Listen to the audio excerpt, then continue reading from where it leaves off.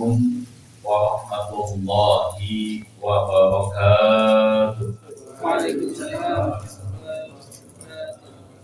Alhamdulillahilladzi hadana li hadza wa ma kunna linahtadiya laula an hadana Allah. Asyhadu an la ilaha illallah wa asyhadu anna sayyidana wa nabiyyana Muhammadan abduhu wa rasuluh.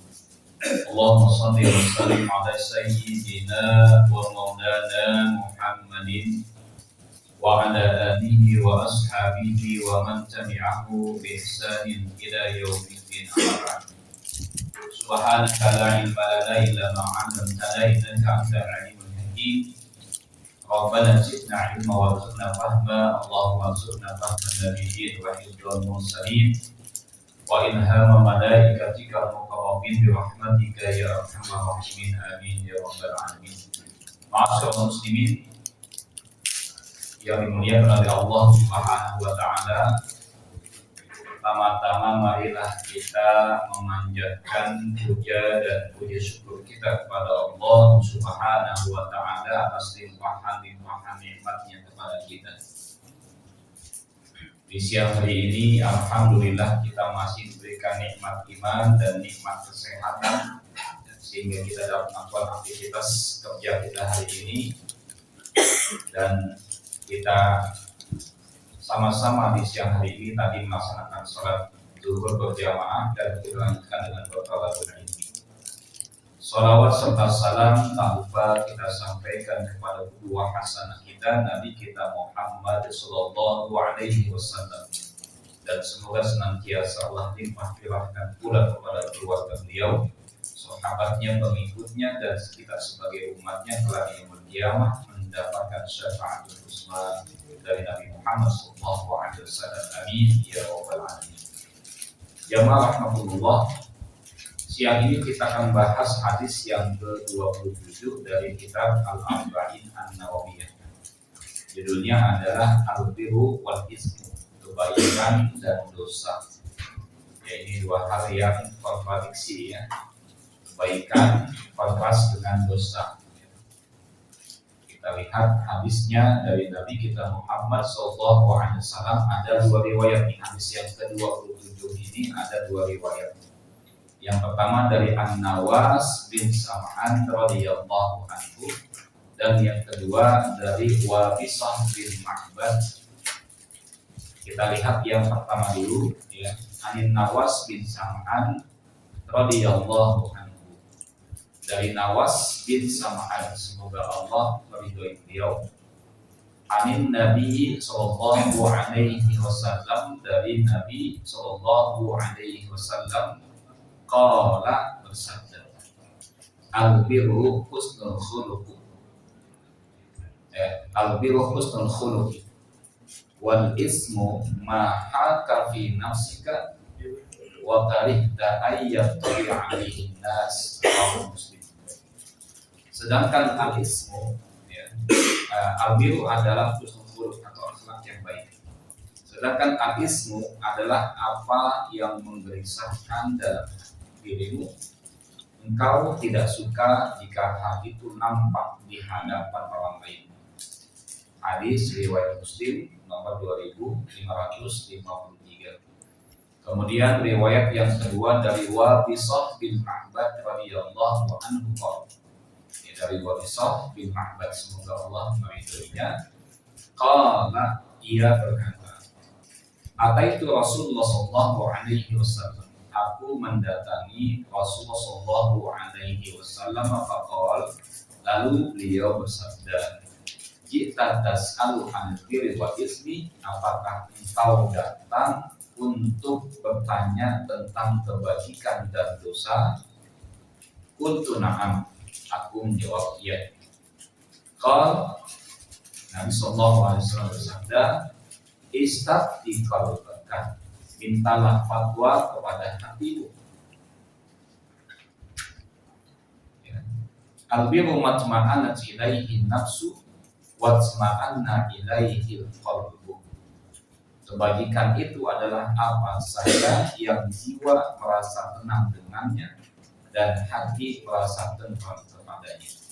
Wal ismu ma haka fi nafsi, wa taraddada fi sadri wa in aftakan nasu wa aftau. Sedangkan dosa itu adalah apa saja yang mengganjal dalam hatimu dan membuatmu ragu meskipun manusia memberi fatwa kepadanya. Ini hadis hasan, kami meriwayatkannya dalam dua kitab musnad dua imam Ahmad bin Hanbal dan Ad-Daimi dengan sanad yang sahih. Yang dirahmati oleh Allah Subhanahu wa taala, kita mulai dari penafsiran kata al-birru atau kebaikan atau bahasa kebaikan ya.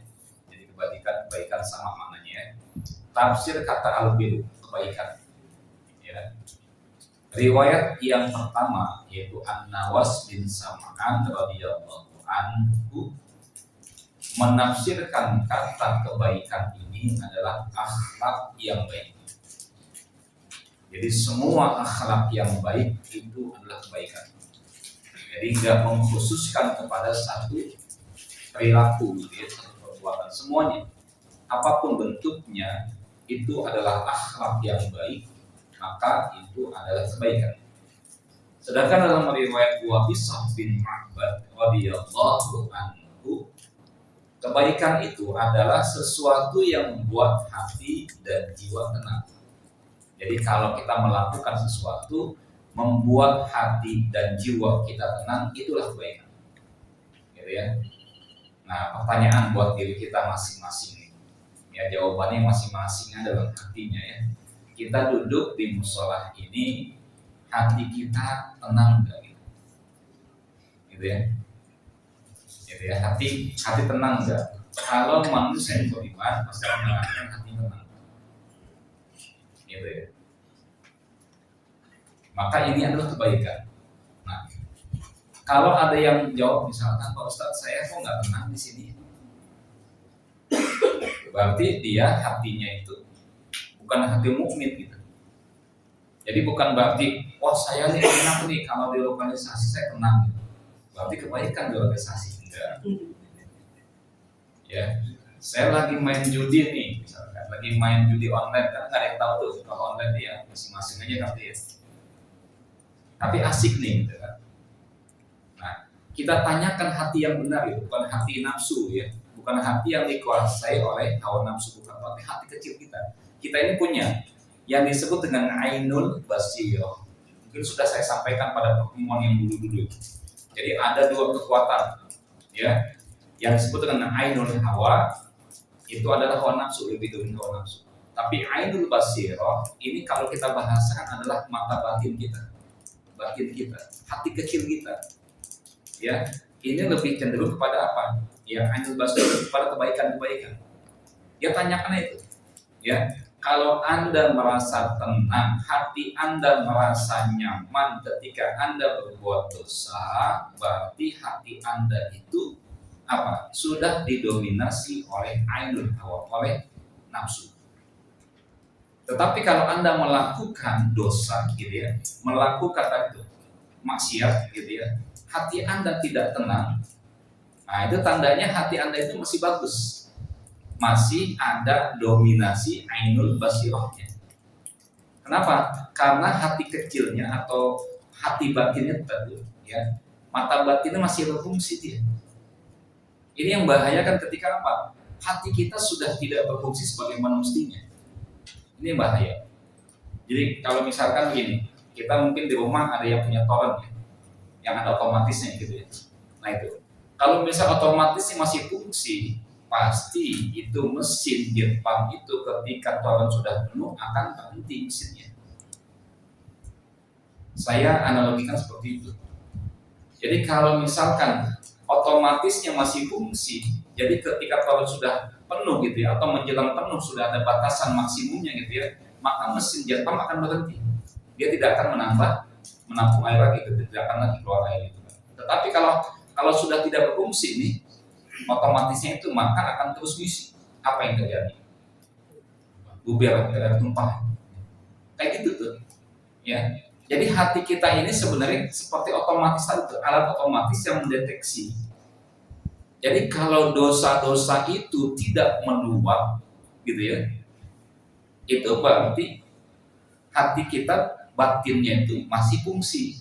Kenapa? Karena dia tidak ingin menampakkan dosanya kepada orang lain, tidak ingin kelihatan, tidak ingin ketahuan, tidak ingin ada yang melihatnya. Tetapi kalau misalkan ya hatinya ini, mata batinnya gitu ya, ainul basirohnya ini sudah dikalahkan oleh nafsunya sehingga tidak bisa fungsi sebagaimana otomatis tadi, ya, maka dia merasa apa yang dia lakukan padahal itu adalah kemaksiatan, dosa-dosa, tidak dianggap lagi maksiat dan bahkan meluap kemana-mana gitu ya, sampai ada orang yang melihatnya pun dia tidak merasakan itu adalah sebuah dosa. Nah, ini udah kalau dianggap sebagai penjahat kelas kakap udah. Maka saya pernah bertanya kepada jamaah semuanya, penjahat kelas kakap itu kan kalau maling itu ya, kalau melakukan tindakan kriminal, tindakan kejahatan itu gak ada istilah takut dia.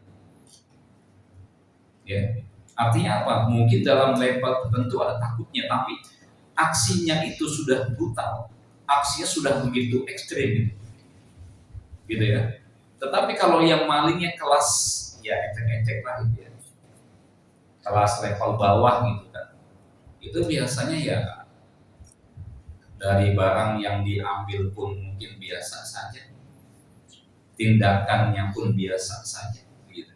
Nah ini, maka penting di sini kita pahami, ya. Jadi ada makna atau tafsir kata al-biru dalam hadis ini bisa kita ambil kesimpulan, ya. Kalau lihat riwayat An-Nawas bin Sa'man ada akhlak yang baik. Jadi semua akhlak yang baik itu adalah kebaikan. Sholat akhlak yang baik, gitu ya. Puasa akhlak yang baik, makan ya sesuai dengan yang menjadi haknya adalah akhlak yang baik, kan gitu. Duduk pada tempatnya akhlak yang baik. Nah, kita penting ya harus tahu di mana sepantasnya kita duduk, kan gitu.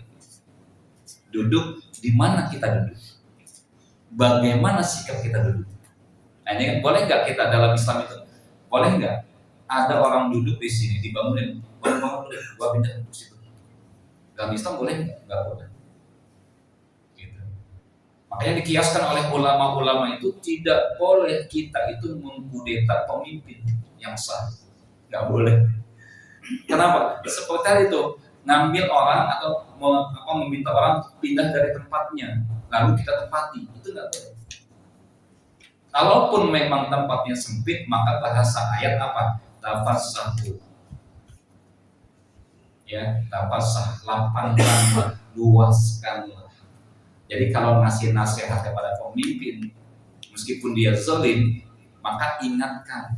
Dalam Islam itu nggak boleh kita mengkudetanya, nggak boleh tuh. Sejahat apa pemimpin, ya itu tidak boleh mengkudetanya, nggak boleh. Kalau pemimpin itu masih muslim gitu ya, masih muslim, dan dia itu adalah pemimpin yang dipilih secara sah, maka tidak boleh kudeta.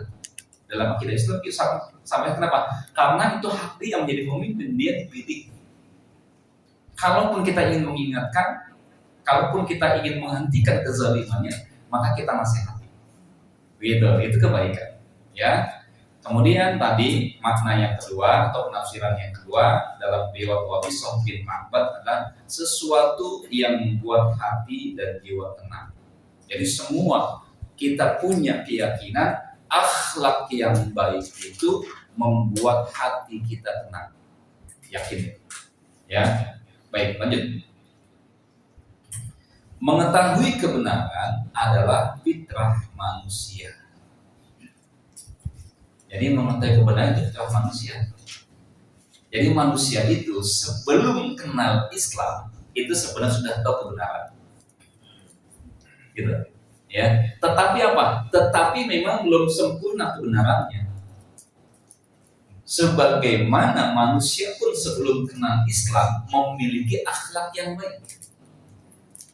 Tetapi memang kebaikan akhlaknya belum sempurna. Maka Nabi mengatakan dalam hadisnya apa? Innama bu'istu likutamima makarimah akhlak. Sesungguhnya aku diutus tiada lain adalah untuk menyempurnakan kebaikan akhlak. Jadi kebaikan akhlak sudah dimiliki oleh manusia sebelumnya. Ketika manusia lahir ke alam dunia ini, itu punya kebaikan akhlak. Punya, fitrahnya begitu. Maka kata Nabi dalam hadis yang lain, kullu mauludin yuladu 'alal fitrah. Setiap anak yang dilahirkan itu dilahirkan dalam keadaan fitrah. Fitrah itu apa? Suci. Meskipun mungkin itu anak hasil zina. Bapak ibunya berzina, lahirlah dia seorang anak. Maka nggak ada dalam Islam itu yang namanya anak jadah, enggak. Yang jadah siapa? Bapak ibunya. Anaknya tetap suci. Gitu ya. Jadi fitrah kesucian ini adalah fitrah kebaikan. Jadi setiap manusia ketika pertama kali dilahirkan itu adalah dalam keadaan baik, dalam keadaan suci dia. Gak punya dosa. Bahkan cenderung kepada kebaikan-kebaikan. Lalu kenal budaya-budaya. Nah, di sini nih, siapakah yang memperkenalkan budaya-budaya itu kepada anak tadi? Ya orang tuanya. Maka kata Nabi apa? Fa'abawahu yuhawwidanihi au yunasiranihi au yumajisanihi. Maka orang tua yang menentukan si anak ini nih, yang tadinya suci, bersih, baik gitu ya, cenderung kepada kebaikan-kebaikan, maka yang membentuk selanjutnya adalah orang tuanya. Apakah ini anak akan dijadikan Yahudi? Apakah ini anak akan dijadikan Nasrani? Ataukah anak akan dijadikan sebagai Majusi? Mungkin secara ideologi, akidah nggak sampai dia menjadi Yahudi, nggak sampai dia menjadi Nasrani, nggak sampai dia menjadi Majusi, tetapi secara apa? Pemikirannya, budayanya, gitu ya. Bisa jadi budaya Yahudi, bisa jadi ucapan-ucapan tradisi Nasrani, budayanya Majusi dan terusnya. Kan zaman sekarang begitu, kalau lihat KTP-nya apa? Islam. Agamanya Islam di situ KTP. Tapi ternyata apa? Budayanya budaya Yahudi. Tradisi yang dilakukan oleh si anaknya tradisi orang Majusi. Gitu ya, nyembah api, nggak sadar tuh nyembah api. Apa? Tiap malam tahun baru Masehi, pasang kembang api. Nah, gitu ya, kan budaya Majusi tuh. Majusi itu senang dengan api, ya.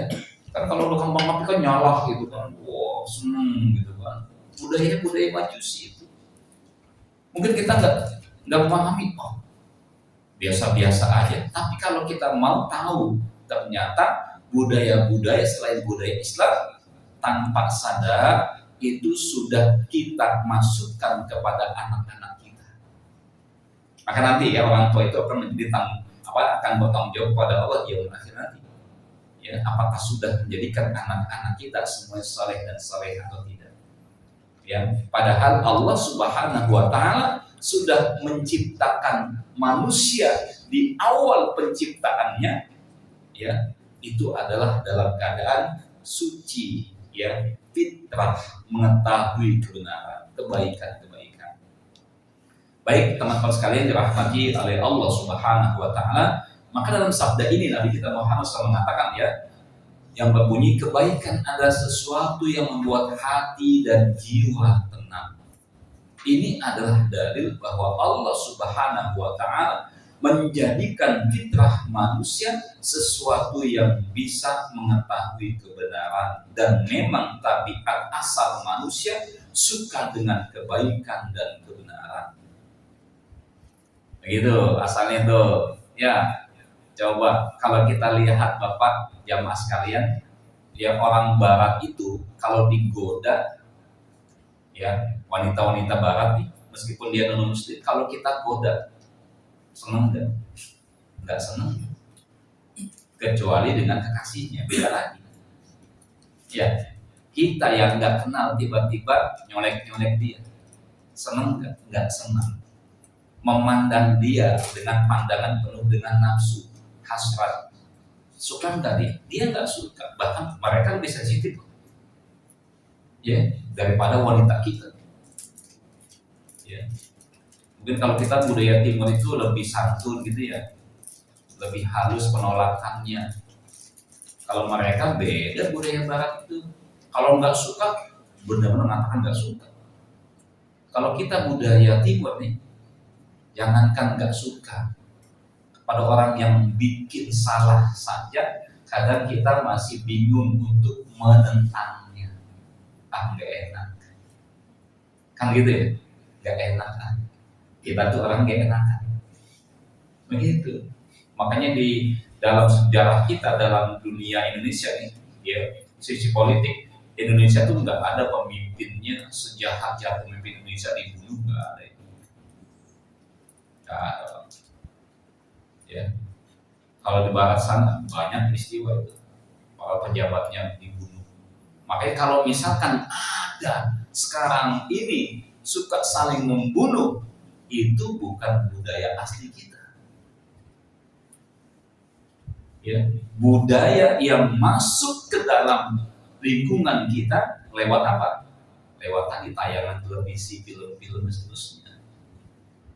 Kalau dulu kan yang namanya yang namanya ya perbuatan kriminal kayak sekarang ini kayaknya langka dulu ya.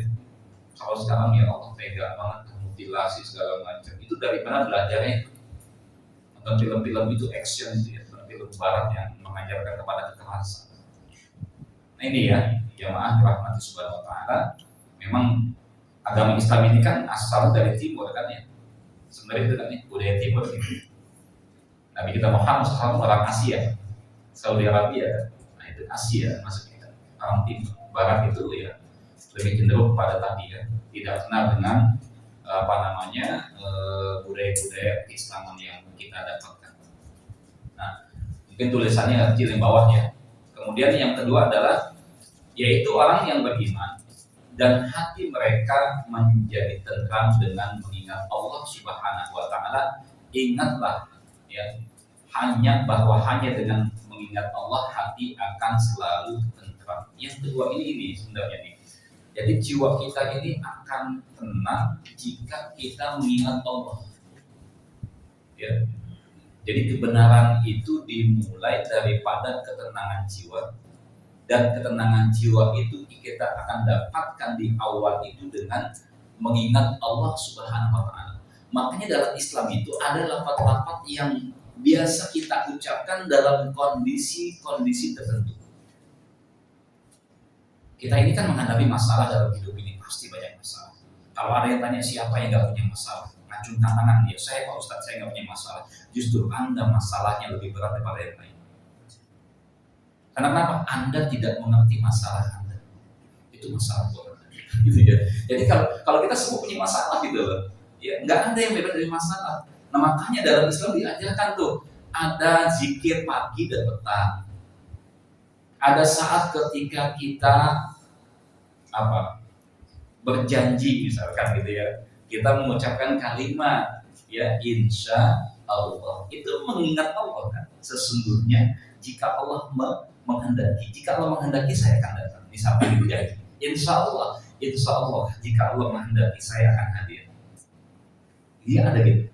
Ketika kita misalkan sakit, ya apa yang kita baca? Gitu kan?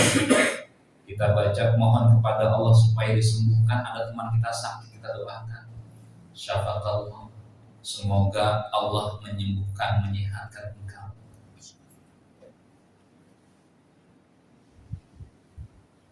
Ya, ketika kita mau makan, baca bismillah. Supaya apa tuh? Supaya makannya tenang. Baca bismillah. Supaya makannya nikmat, supaya makannya berkah. Jadi ternyata apa? Salah satu sebab makanan itu menyehatkan tubuh adalah makan dengan tenang. Ya kalau ada yang punya penyakit asam lambung, ya gangguan pencernaan, salah satu sebabnya adalah cara makannya cepat. Makannya yang terlalu cepat. Ya, makan hanya 5 menit, langsung cepat dia. Kenapa? Deadline, dikejar tayang nih. Sehingga makan nggak dikunyah. Kunyahnya asal-asalan, ini akan mengganggu pencernaan. Bahaya itu. Makanya dengan bismillah tenang kita minta kepada Allah. Bahkan Bahkan ada ulama mengajarkan ketika kita menghadapi makanan, ketika menghadapi makanan ini, selain baca basmalah, ya Allah, jadikanlah makanan ini menyehatkan tubuhku ya Allah. Jadikanlah makanan ini adalah obat untuk penyakit-penyakit yang ada dalam tubuh. Masya Allah tuh, ya mau minum baca basmalah, masuk ke dalam rumah kita mengucapkan assalamualaikum, meskipun mungkin nggak ada penghuninya. Selalu ya, ajaran Islam itu mendekatkan kita kepada apa? Zikir kepada Allah. Karena apa? Kita butuh yang namanya ketenangan jiwa, ketenangan hati. Kan kita mengatakan, meyakini bahwasanya Allah dekat dengan kita. Tetapi apakah kita selalu mendekatkan diri kita kepada Allah? Kalau anak muda sekarang apalagi kaget ngucapin apa? Anjir, anjay. Nah, hati-hati nih. Harusnya kalau kaget gitu ya, ngucapin kalimat-kalimat zikir lah, istighfar kayak astagfirullah. La haula wala quwwata illa billah. Masya Allah. Memuji saja harus diawali dengan memuji Allah dulu. Masya Allah, subhanallah, hebat. Itu jadi diiringi dengan zikir kepada Allah. Karena kan kita butuh gitu, ya. Orang yang mendapatkan nikmat dengan dilapatkan zikir kepadanya, itu harapannya apa? Dia tidak jumawa, dia tidak sombong, dia tidak lupa diri. Diingatkan, Masya Allah, Anda hebat. Jangan mujinya berlebihan itu, mantap, kagak ada yang lainnya selain itu. Hati-hati yang kayak gitu, nanti yang dipuji itu, hidungnya empot-empotan ya, wajahnya memerah, dadanya membusuk. Siapa lagi? Gua, aku, nah dan seterusnya lah. Akhirnya jamaah ya, maka penting kita selalu memposisikan agar kebenaran itu selalu ada dalam pihak kita. Di antaranya apa tadi?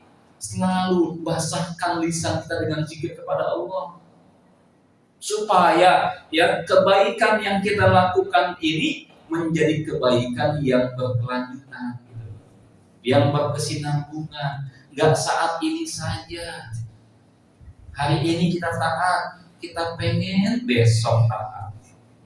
Kan gitu ya.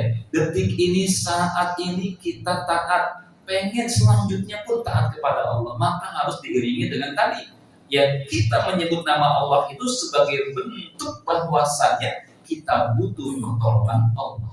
Begitu. Ya, selanjutnya. Dua tanda dosa.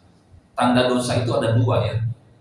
Kalau mengikuti hadis tadi, yang pertama adalah internal, yang kedua eksternal. Internal dari dalam kita, eksternal dari luar gitu ya. Internal itu apa? Internal adalah gejolak dalam hati, jiwa.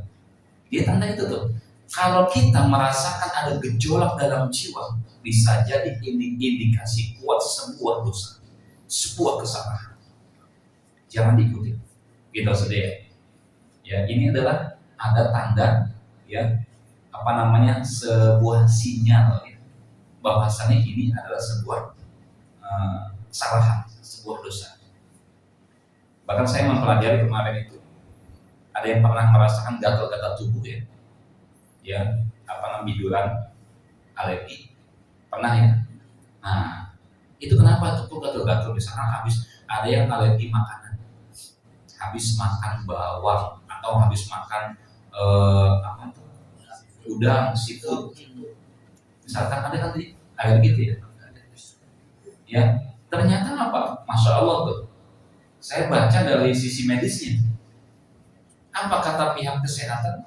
Kalau ada yang merasakan gatal-gatal tubuh, itu ternyata di tubuh kita itu ada adanya sebuah sinyal.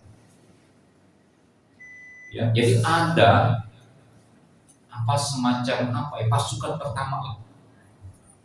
Pasukan pertama, ring pertama nih, yang langsung berhadapan, atau ring paling depan barisan paling depan, garda paling depan menghadapi musuh.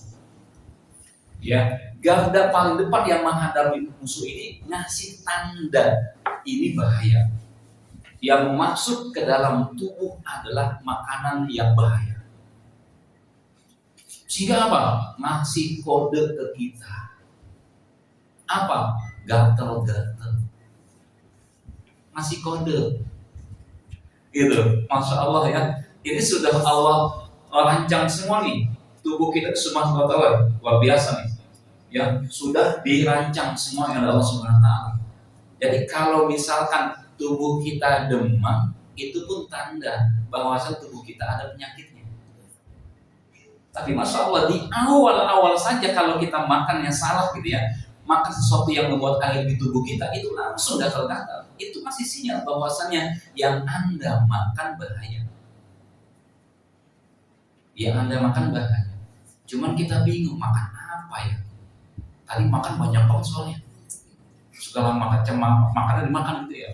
Siput dimakan, gorengan, bala-bala, yang segala macam dimakan. Apa makanan yang menyebabkan saya gatal-gatal? Nah itu ya, itu adanya apa? Tanda dari dalam tuh ngasih tahu. Nah kita pun penting gitu ya. Maka tanda dari dalam diri kita melakukan dosa adalah apa? Ada gejolak, nggak tenang. Aduh batin kok begini, nggak nyaman, nggak tenang dan seterusnya. Inilah ya. Sedangkan tanda eksternal apa? Ya, tanda eksternal apa? Tidak suka jika ada yang melihat perbuatannya. Ya ini ya, berarti itu adalah sebuah dosa. Makanya tetap yang namanya maling sekelas apapun dia, meskipun maling sudah kelas kakap, tetap ada sembunyinya, ada sembunyinya, ada diam-diamnya. Kenapa? Takut ada yang ngelihat. Koruptor, ya, yang ngemplang pajak misalkan ya 1 triliun misalkan, itu diam-diam senyap atau nyata? Diam-diam senyap. Ketahuan oleh siapa? KPK tahu. Karena KPK punya fasilitasnya, alatnya untuk mendeteksi entah itu disadar dan seterusnya, gitu kan. Nah itu. Makanya kalau ada yang ketahuan oleh teman atau siapapun selama masih di dunia ini, dia melakukan kesalahan, diingatkan oleh kawan kita, masih ucapkan alhamdulillah. Kenapa? Masih di dunia. Coba kalau ketahuan di akhirat gimana? Ya, kalau di akhirat nggak ada lagi ampun. Nah, kalau kita baca surat Al-Munafiqun ayat yang ke-11, ya, yang ayat terakhir nih.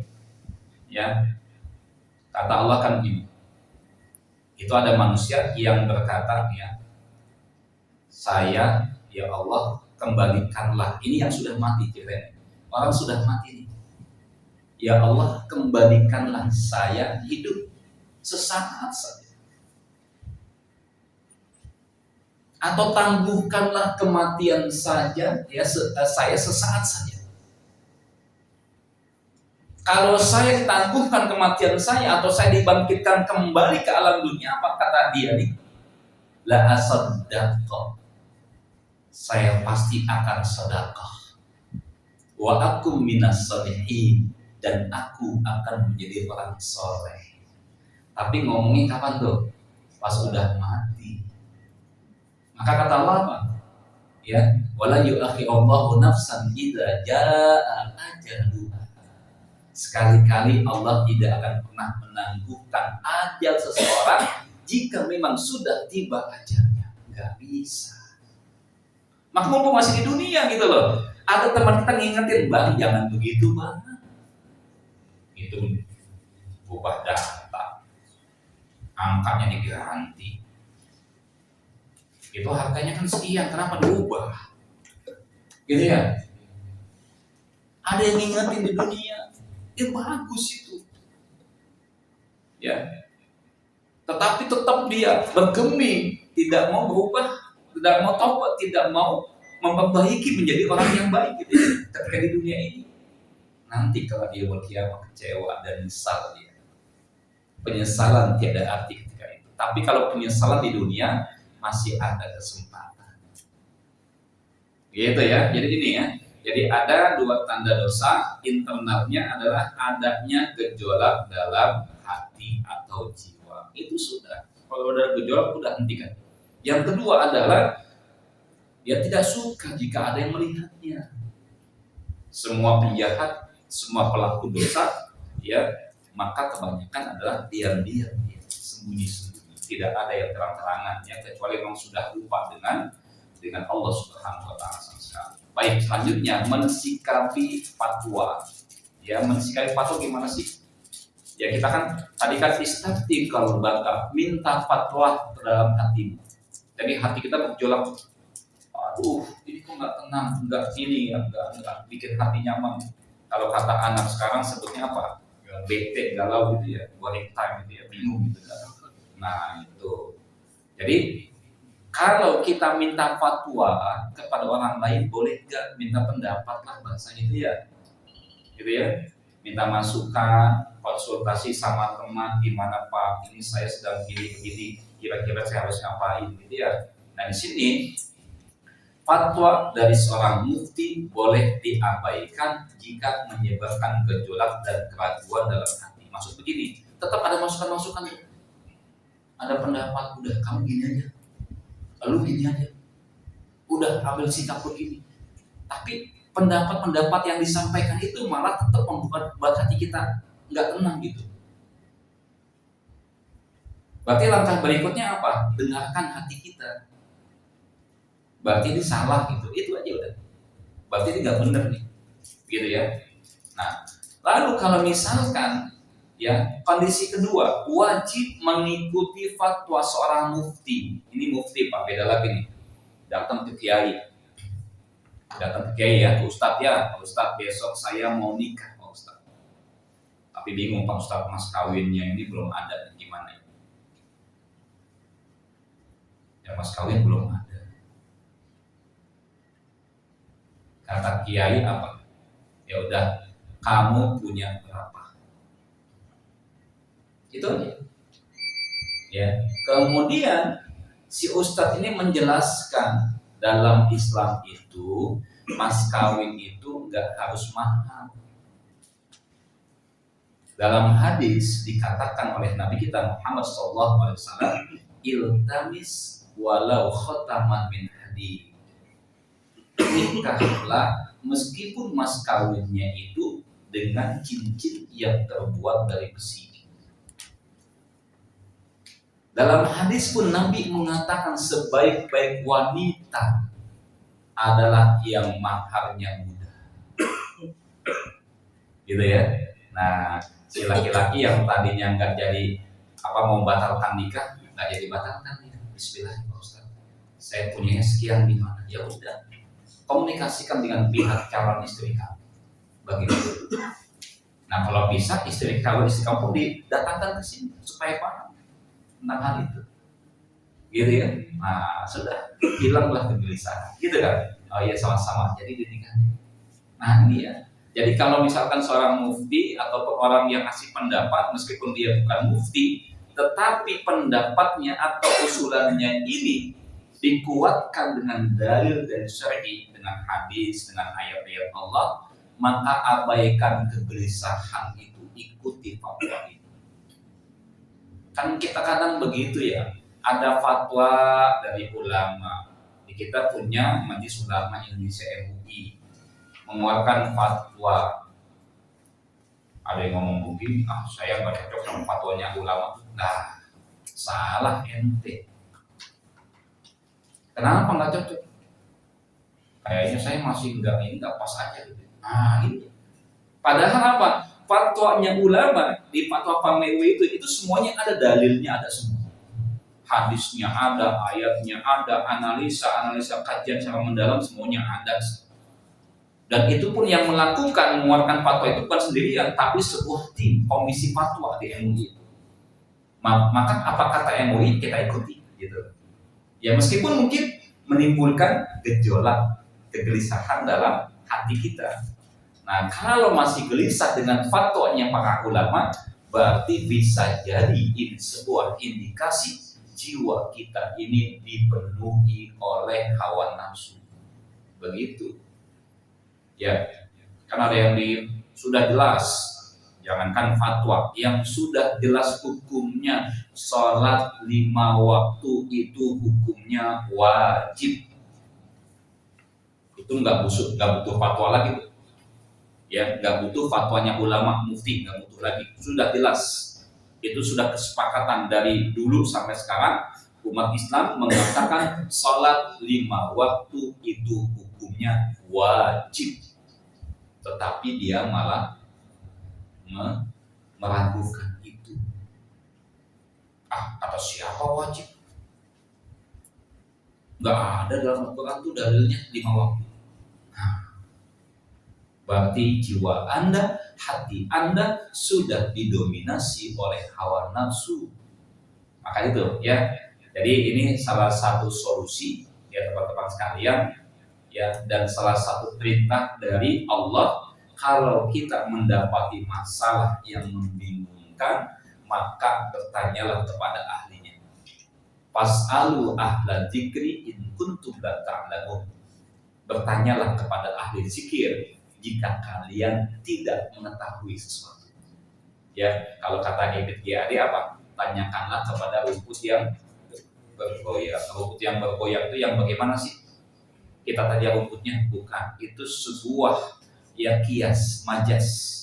Ya majas yang suka goyang kalau lagi zikir siapa? Ulama, ya. La ilaha illallah. La ilaha illallah. La ilaha illallah.